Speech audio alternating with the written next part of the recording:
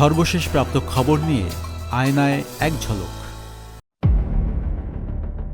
আগামী ফেব্রুয়ারিতে জাতীয় নির্বাচনে গণভোট হবে উৎসব মুখর, একথা জানিয়েছেন অন্তর্বর্তী সরকারের প্রধান উপদেষ্টা অধ্যাপক ডক্টর মোহাম্মদ ইউনূস। বুধবার মিরপুর সেনানিবাসের ন্যাশনাল ডিফেন্স কলেজে আয়োজিত ন্যাশনাল ডিফেন্স কোর্স ও the armed forces war course 2025-এর সমাপনী অনুষ্ঠানে এই কথা বলেন তিনি। প্রধান উপদেষ্টা বলেন, বাংলাদেশের কৌশলগত ভৌগোলিক অবস্থান দেশের জন্য উল্লেখযোগ্য সুযোগ সৃষ্টি করেছে। তিনি সশস্ত্র বাহিনীর নিরাপত্তা, রক্ষা এবং প্রাকৃতিক দুর্যোগ মোকাবেলায় তাদের ভূমিকার প্রশংসা করেন। বিএনপি চেয়ারপারসন খালেদা জিয়ার চিকিৎসায় যুক্তরাজ্য থেকে একটি বিশেষজ্ঞ মেডিকেল টিম আসার কথা ছিল। এরই মধ্যে ওই টিমের প্রধান ঢাকায় এসে পৌঁছেছেন।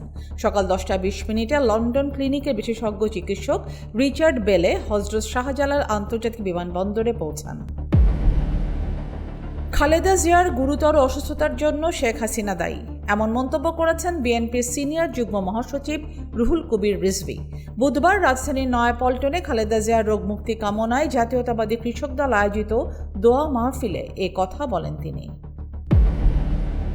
দেশের স্বার্থে একটা ভালো নির্বাচনের বিকল্প নেই বলে মন্তব্য করেছেন নির্বাচন কমিশনার আবুল ফজল মোহাম্মদ সানাউল্লাহ।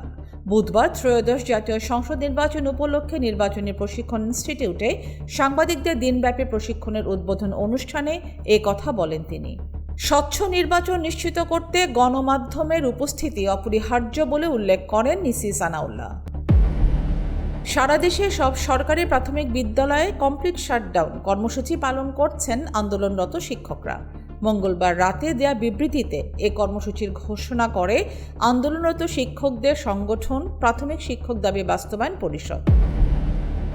সোনালী খাতুন নামে বাংলাদেশে পুশিন করা এক অন্তঃসত্ত্বা নারী ও তার 8 বছর বয়সী সন্তানকে ফিরিয়ে নেবে ভারত। বুধবার এ তথ্য জানিয়েছে সংবাদ মাধ্যম ইন্ডিয়া টুডে। সোনালী খাতুন ও তার ছেলে সহ 2 পরিবারের 6 জনকে বাংলাদেশে পুশিন করা হয়। তারা সবাই ভারতের নাগরিক। তাদের পরিবারের সদস্যরা এ ব্যাপারে আদালতের দ্বারস্থ হয়েছিলেন।